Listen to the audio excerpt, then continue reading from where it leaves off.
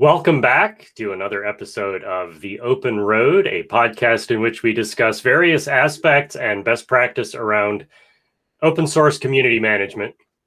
And, we're finding as we go along that a lot of these things are applicable to any industry. They're not just about us. So we hope that we have some listeners who are not part of open source.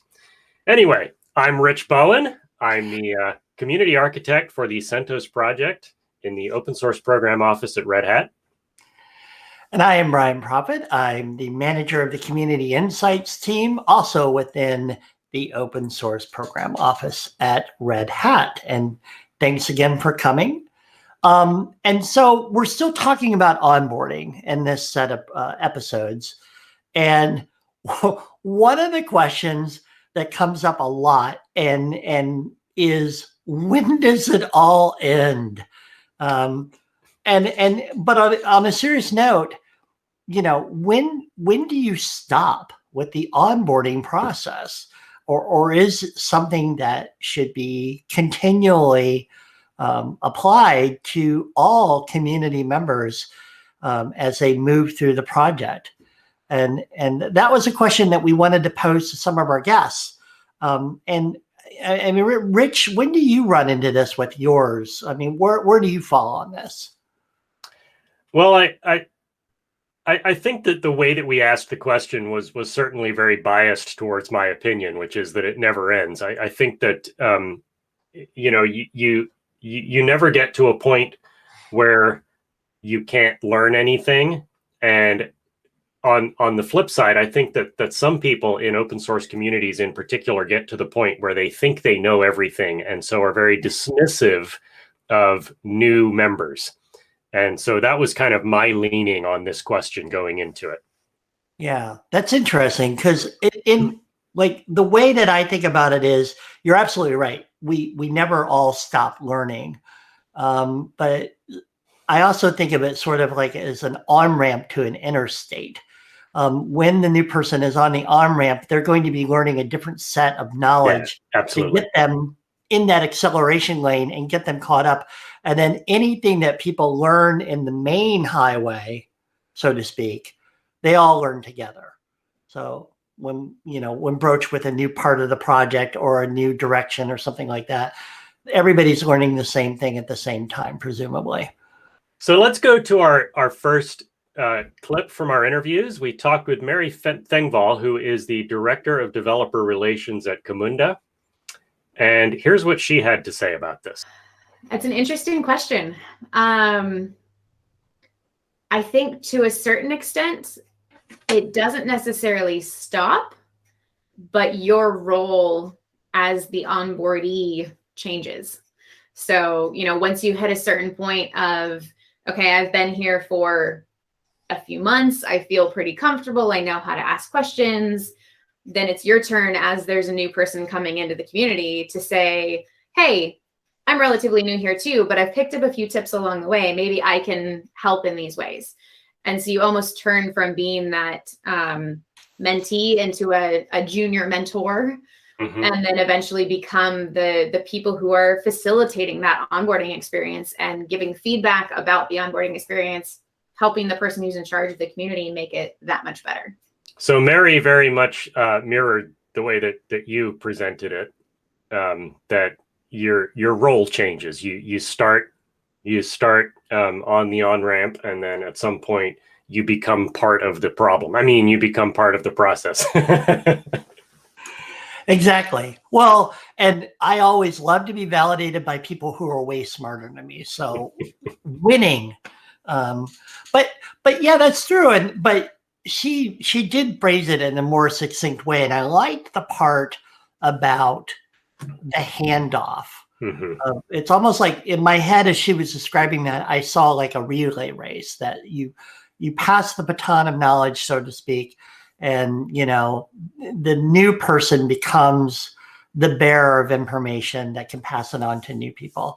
And that is a wildly terrible metaphor, but it's a good metaphor, because if that happened to you, and then you are encouraged to do that to the next person. And so it is a baton handoff, because if you have a culture of your team doing that consistently, then people on the team then feel empowered to take that role.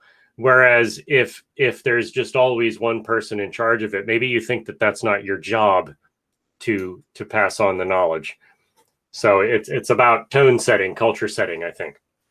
Yeah, and a little bit that's part of that too is that if the onboarding doesn't stop, I think that even veteran members of the community occasionally will learn something that they might have assumed or they might have forgotten, and they're like, "Oh, that's right. This is the way we're supposed to do it." And there's a little bit of a direction shift on how they approach things.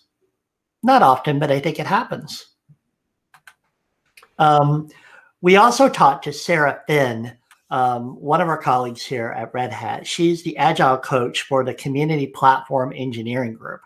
And as an Agile coach, Sarah has a very interesting worldview about how to approach processes in the engineering space and in the community space as well. So when we posed the question of when does onboarding ever stop, she gave us this answer.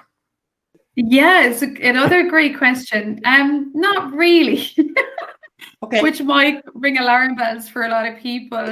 And it's things that that sometimes I even struggle with and have to reflect on as an Agile coach as well. To continuously improve takes time and effort, and it requires for you to kind of feel okay, you know what I mean, and feel that you have the energy and you have the space to continuously look at things. So it's important to check in, with the team. What does that onboarding look like when we're reflecting back on our processes and our roles and responsibilities and what we're committing to? When does it make sense to do that, given how the environment is at the moment? So a great example of that is 2020. What a year. We're still in it in 2021. We had a discussion last week with the team. So we're creating our team agreement for this quarter.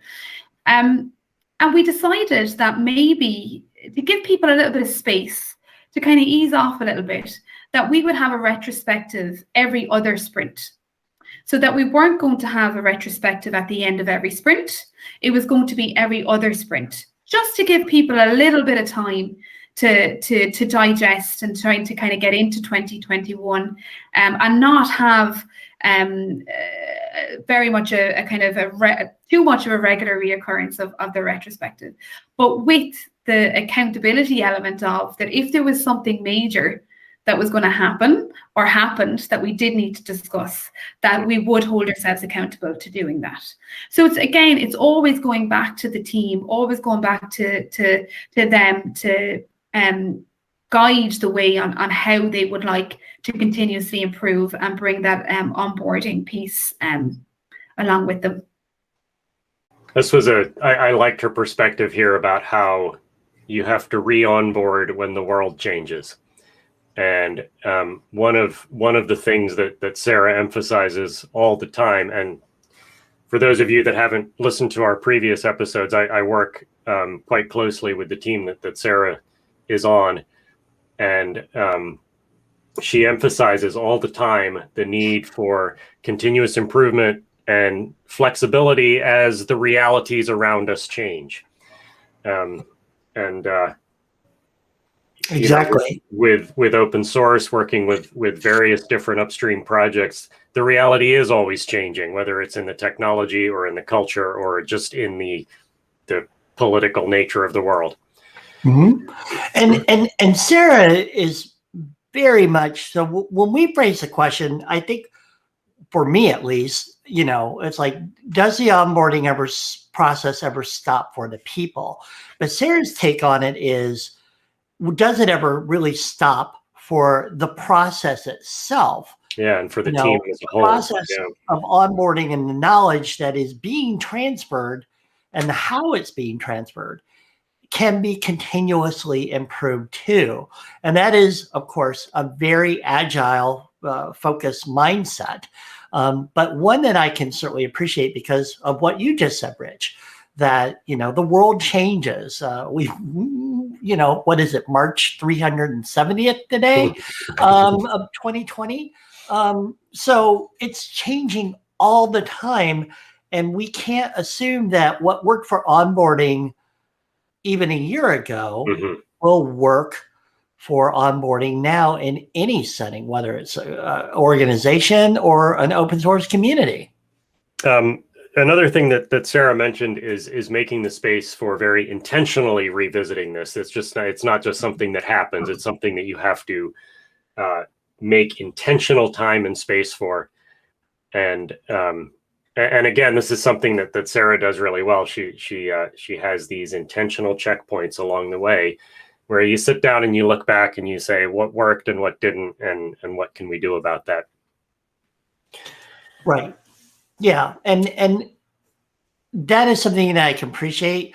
I don't know. I honestly, as I listen to that, I don't even know if I could do that because that's not the way my brain works, which is not to say it's a bad thing. It's just, it's wildly different, and it intrigues me. And I'm watching Agile become more and more prevalent in our organization and in our projects. It's going to really be interesting to see how that particular workflow and set of processes affects the open source communities moving forward. So this was a very short episode. We didn't ask all of our interviewees this particular question for one reason or another. And so that's all that we have for this time. And we thank you for listening, and we look forward to hearing your feedback about your ideas around this topic. Exactly. So until the next episode, my name is Brian Proffitt. And I'm Rich Bowen. And we hope that you have a great and safe day.